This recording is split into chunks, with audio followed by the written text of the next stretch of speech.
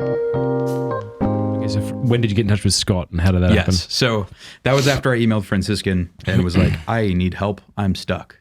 And why Franciscan? Why did you look I to think it was Franciscan? because Father Pine recommended it. I knew it was a close one, and I was thinking of school options. Yeah. I think I knew Dr. Hahn was up there. Father Pine went to Franciscan, so Yeah. He recommended that. He recommended several of the Thomistic ones around, and I knew Dr. Hahn was there, but I didn't really know much about Dr. Hahn. I just knew he was a convert from Presbyterianism. So I think I put in there at the bottom or something. Like, I know Dr. Hahn was a Presbyterian convert. If there's anything you can do to help, I would love to hear about it. I didn't even know really who he was, I said. But later that weekend, I get a text, hey, Ethan, it's Dr. Hahn. I'm in Florida. Bomb. He's so great. Yeah, he does that with everybody. He does. He's just wonderful with that. It's almost like I don't want to speak for him, but from the outside, it looks like he is a man who believes that it is God's mission for him to bring in every Protestant. And so he just smells blood and goes in, but in the most respectful, beautiful way. Yeah. And he texted and said, we can call, but I am in Florida right now. I just happen to be in Palm Bay. And if you'd like to come down or something, and we're like, yes, I'd love to come down. We would love that. Yes, that is accurate. Yeah, right. And then Liam, this is one of these moments where this is just like another kind of confirmation sign moment, where it's like, this is clear divine providence. Liam is stuck working at a Pizza Hut, and I really want him to come with me, right? I'm like, I gotta go and talk to this guy. I can already guess what happened. Who I barely know. Yeah. He quit his job. No. On the spot. No. That would have been so cool. Yeah, it would have been cool. What did he do? Didn't happen that way.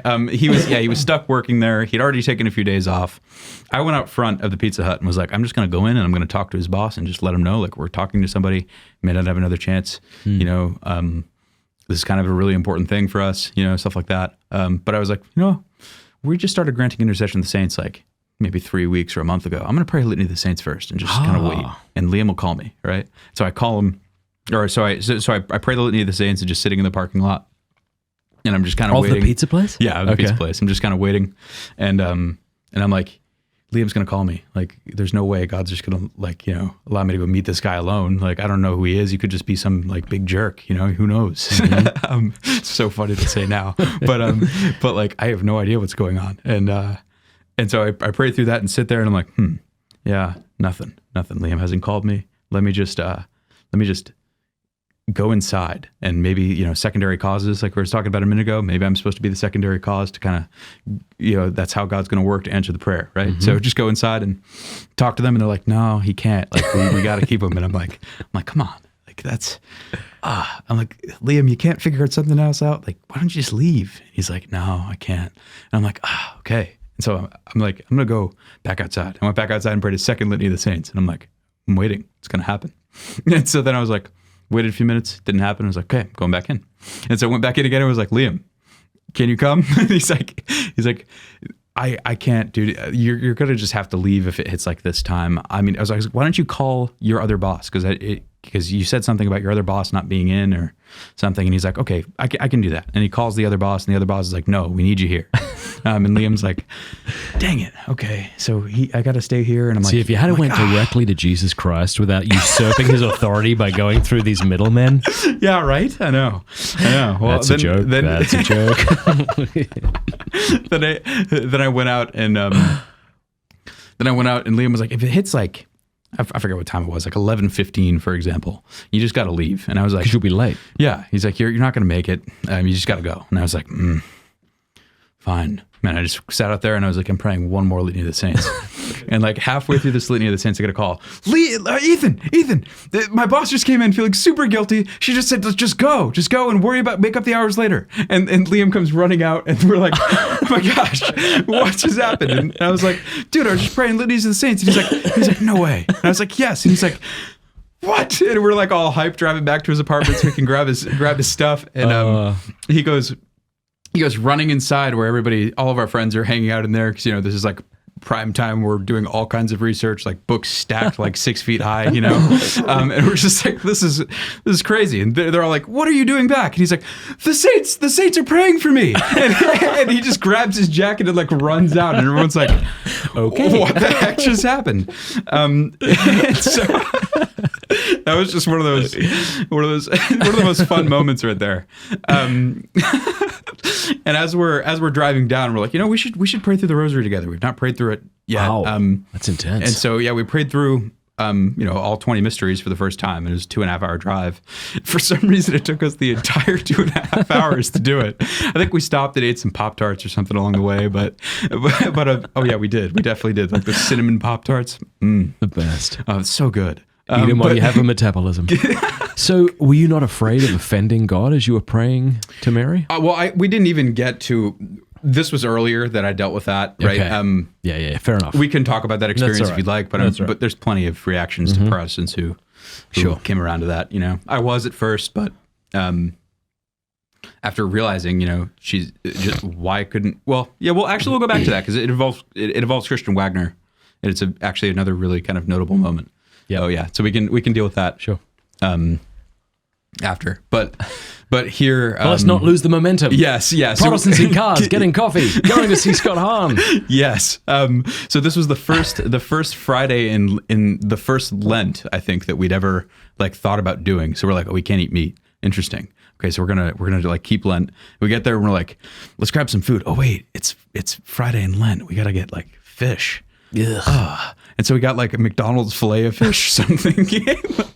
They're like, okay, well, we're going to go meet Dr. Hahn now at this random parish. And we walk in and there's Eucharistic adoration going on. Never seen Eucharistic adoration before. Yeah, that's weird. Keep going. I was like, okay, what is going on? The Eucharist is just here. I'm just going to like, sit down and kneel. Like, I do believe it's Christ. At this point, but I'm trying to figure out like what is going on here. This is really odd, And so I was like, this is the moments where it's like the idolatry bells are going off. Like, am I worshiping bread? And it's like, no, if like, this is not just bread, it's the body and blood of Christ. Right.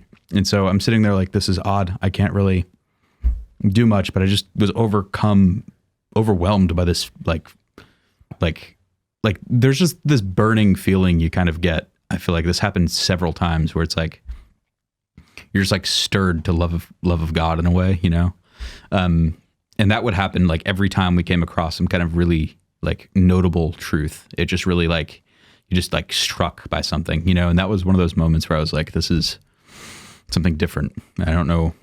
Yeah, this is very serious, but I can't stay for more than like 3 or 5 minutes. This just feels too much for me. And so Liam and I left, and I think that's when we went to go get the fillet of fish. We showed up, found the place, and we went and grabbed that, came back. And we met Dr. Hahn. Had he just given a talk or something? Yeah, he was giving a talk. They'd like reserved seats for us up at the front, and we were like, whoa, weird. I've never had that happen before. I don't know how I feel about this. But he gave a talk, and it was just wonderful. First time I ever heard him speak. And it was really kind of a confirmation that the stuff we were reading is practically applied at least somewhere. Yeah. And it was like, wow, this is pretty incredible. And we talked with him after a whole bunch of people went up to try to talk to him, and he talked with them for a little bit, and then was like, I really got to go talk to these guys. Like, they came down here for this, and we sat down and started talking. He just asked us a few questions about like what we were reading, what school we were going to, things like that. And we answered him, and he was like, Reformation Bible College, that's founded by R.C. Sproul. And I was like, yes, R.C. Sproul. And he's like, R.C. Sproul was my mentor. John Gerstner and R.C. Sproul, I learned so much under them. I'm so thankful for them.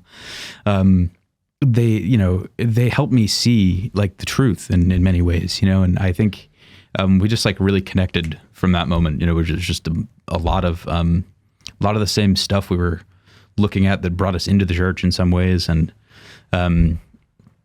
so it was great, but he asked us, the first thing he said that just really stuck out at me was like, you're Reformed. You'll never stop believing in predestination. He's like, you'll always hold it. I hold it even stronger now than I did before. I'm like, really? He's like, yep. You'll see it very experientially, I think, in life or something like that. And I remember thinking like, I'm glad, because that's one of the big things for me that I just could not, like, I like looking at scripture. There's no way you can avoid it. And then he asked, he's like, so like, how much have you guys like studied? What do you know, have you prayed the rosary yet? You know, and we were like, yeah, we just prayed through all 20, all 20 of the, I don't even remember what they're called, the things, you know? And he's like, oh, the mysteries. Yeah. And we're like, he's like, wow, you prayed through all 20 mysteries. And we're like, yes. And he's like, oh, I got to go get you guys books. And he just got up and ran off and grabbed us like a whole stack of books. Thank you for watching. Please subscribe or you're a dingus. What's a dingus exactly? Used to refer to something one cannot or does not wish to name specifically. You don't have to subscribe, but if you did, I'd love it. You dingus. Like the video. That's who we're using that one. Take